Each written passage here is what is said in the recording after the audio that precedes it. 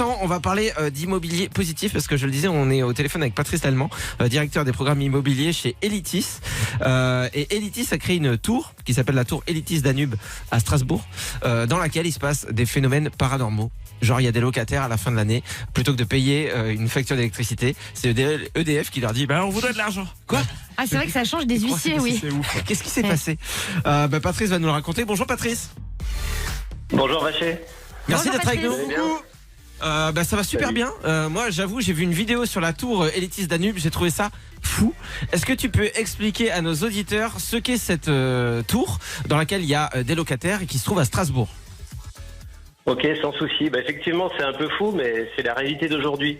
Donc, avec Elitis, le but, c'est de faire des tours à énergie positive. Donc, c'est des tours qui produisent plus d'électricité, d'énergie, en général, qu'elles n'en consomment. D'accord. Voilà.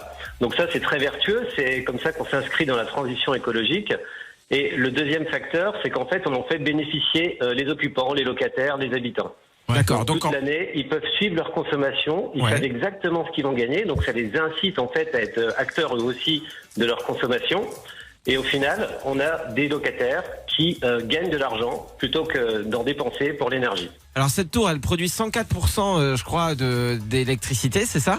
Et c'est grâce au fait qu'il y ait des panneaux solaires. Il y a 400 mètres carrés de panneaux solaires déjà, de photovoltaïque sur le toit, c'est ça?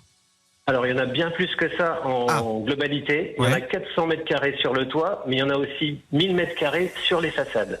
Et c'est là qu'on est innovant. D'ailleurs, on les voit pas sur les façades. Donc ça, vraiment, pour l'architecture, c'est sympa. Oui, parce que c'est des persiennes, c'est ça?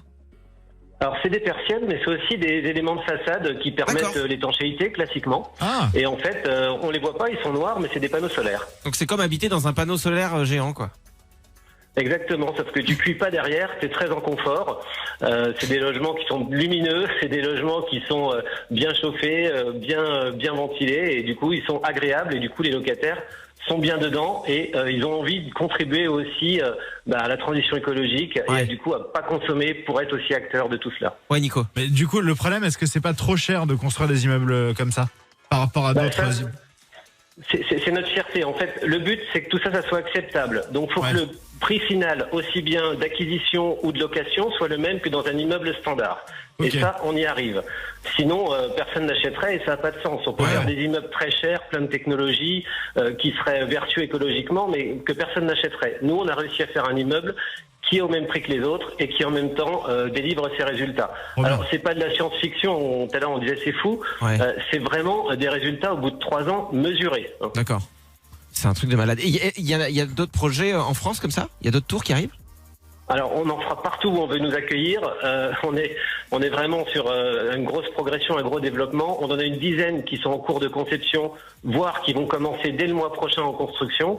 Et toutes les villes qui voudront nous accueillir, on peut reproduire ce modèle. Voilà. C'est génial.